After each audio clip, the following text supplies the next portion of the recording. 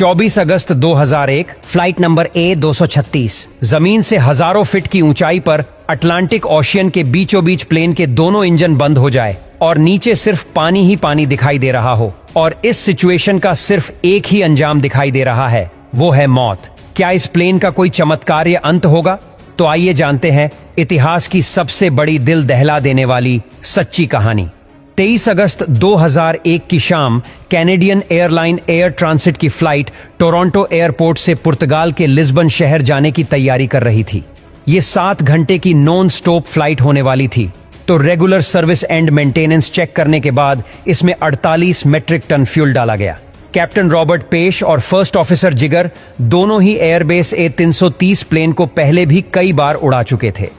कुछ ही देर में फ्लाइट में 293 पैसेंजर्स और 13 क्रू मेंबर्स सवार हो जाते हैं और रात के करीब 9 बजे प्लेन टोरंटो के एयरपोर्ट से सफल उड़ान भरता है और चंद ही मिनटों में प्लेन अपने क्रूजिंग एल्टीट्यूड 39,000 फीट तक पहुंच जाता है। अब तक सब कुछ नॉर्मल चल रहा था और प्लेन में सवार ज्यादातर पैसेंजर्स गहरी नींद में सो चुके थे। कुछ मिनटों में जहाज अटलांटिक ओशन के बीचों बीच पहुंच चुका था।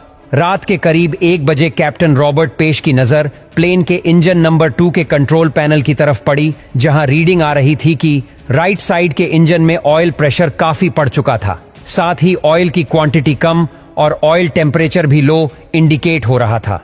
इस तरह का एरर दोनों पायलट अपने करियर में पहली बार देख रहे थे, इसलिए दोनों ही पायलट तुरंत फ्लाइट मैनुअल को देखते हैं, लेकिन उसमें उन्हें कुछ भी नहीं मिलता और पायलट ने कनाडा में स्थित एयर ट्रांसिट के मेंटेनेंस कंट्रोल सेंटर में फोन किया और इस प्रॉब्लम के बारे में बताते हैं, लेकिन जवाब में उन्हें सिर्फ इतना कहा जाता है कि आप एरर को मॉनिटर करते रहे और हमें इस बारे में जैसे ही कुछ पता चलेगा तो हम आपसे कांटेक्ट करेंगे।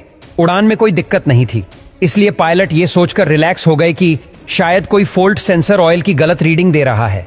करीब आधा घंटा बीत गया, तभी कॉकपिट की स्क्रीन पर कैप्टन के सामने एक और एडवाइजरी मैसेज डिस्प्ले हुआ कि लेफ्ट विंग के मुकाबले राइट विंग में फ्यूल कम है। तो पायलट ने क्रॉस फील्ड वॉल खोलकर फ्यूल को दोनों विंग्स में इक्वली डिस्ट्रीब्यूट कर दिया, जिससे दोनों विंग्स में फ्यूल की क्वांटिटी इक्वल हो चुकी थी। मगर 10 मिनट के बाद कैप्टन को डिस्प्ले में लो फ्यूल वार्निंग दिखती है।